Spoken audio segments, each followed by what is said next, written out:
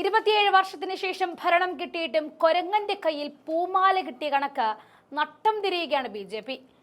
ചൂല് വേണ്ട താമര മതിയെന്ന് ദില്ലി തീരുമാനിച്ചപ്പോഴും മാസം 1 കഴിഞ്ഞ് വിജയം നുണഞ്ഞിട്ടും ഒരു മുഖ്യമന്ത്രിയെ കൊണ്ടുവരാൻ ബി.ജെ.പിക്ക് കഴിഞ്ഞിട്ടില്ല. തലസ്ഥാനത്തെ ഭരിക്കാൻ തലയുള്ള ഒരാളെ തിരഞ്ഞെടുക്കാൻ ബി.ജെ.പിക്ക് ആകുന്നില്ല എന്നതിന് കാരണം എണ്ണിത്തിട്ടപ്പെടുത്തിയെടുത്താൽ തലയിൽ മൂളയുള്ള ഒരെണ്ണം പോലും ഇല്ല ബി.ജെ.പിക്ക് എന്നതാണ് തന്നെയാണ് കാരണം. ഇന്ന് തീരുമാനിക്കും, നാളെ തീരുമാനിക്കും, മോദി വിമാനം കയറിയിട്ടുണ്ടെന്നൊക്കെ പറഞ്ഞിട്ടിപ്പോ നാഥനില്ല കളരിയായി ഡൽഹി മന്ത്രിസഭ നിൽക്കുകയാണ്. അപ്പോഴാണ് വീണ്ടും മുഖ്യമന്ത്രിയെ തിരഞ്ഞെടുക്കാനുള്ള യോഗം മാറ്റിവെക്കുന്നത്. ഡൽഹിയിലെ അടുത്ത മുഖ്യമന്ത്രിയെ തിരഞ്ഞെടുക്കാൻ തിങ്കളാഴ്ച ഉച്ചയ്ക്ക് നടക്കാനിരുന്ന ബി.ജെ.പി നിയമസഭാ കക്ഷി യോഗം മാറ്റിവെച്ചിരിക്കുകയാണ്. പ്രധാനമന്ത്രി നരേന്ദ്രമോദി ശനിയാഴ്ച ഡൽഹിയിൽ നിന്നും തിരിച്ചെത്തിയതിന്റെ ഫ്രാൻസ് US സന്ദർശനമാണ് വൈകാൻ കാരണം.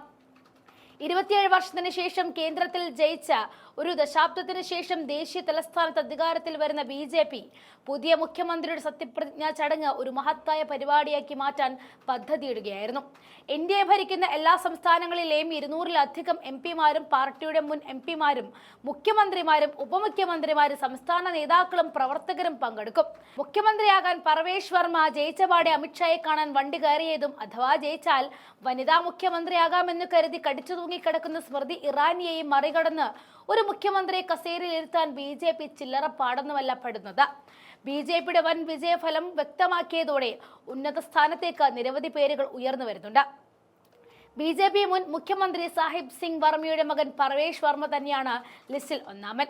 മുൻ ഡൽഹി ബി.ജെ.പി മേധാവിയും മാളവ്യ നഗർ MLA-യുമായ സതീഷ് ഉപാധ്യ, മുതിർന്ന പാർട്ടി നേതാവ് വിജേന്ദർ ഗുപ്ത, പുതിയതായി തിരഞ്ഞെടുക്കപ്പെട്ട ജഗ്പൂരി MLA ആശിഷ് സൂധ, ഉത്തം നഗർ MLA പവൻ ശർമ്മ എന്നിവരുടെ പേരുകളും പരിഗണനയിലുണ്ട്. ബി.ജെ.പിക്ക് അടുത്ത മുഖ്യമന്ത്രിയാകാൻ ഒരു സ്ത്രീയെ പോലും തിരഞ്ഞെടുക്കാൻ കഴിയുമെന്ന് വൃത്തങ്ങൾ സൂചിപ്പിക്കുകയാണ്. ബി.ജെ.പിയുടെ പുതിയ MLA-മാരിൽ 4 പേർ സ്ത്രീകളാണ്. നീലം പഹൽവാൻ, രേഖ ഗുപ്ത, പൂനം ശർമ്മ, ശിഖ് റോയ്. ഡൽഹിയിലെ 70 സീറ്റുകളിൽ 48 പാർട്ടി നേടി. 2020 അപേക്ഷിച്ച് 41 സീറ്റുകൾ കൂടുതൽ ആ വർഷം 62 സീറ്റുകൾ നേടി ആം ആദ്മി പാർട്ടിയെ വെറും 22 സീറ്റുകളിൽ ഒതുക്കി നിർത്തി. ഒരു മുഖ്യമന്ത്രി രാജിവെച്ചിട്ട് മണിപ്പൂരിൽ മുഖ്യമന്ത്രിയെ കണ്ടെത്താനാകാത്ത ഗത്യന്തരമില്ലാതെയാണ് രാഷ്ട്രപതി ഭരണം കൊണ്ടുവന്നത്.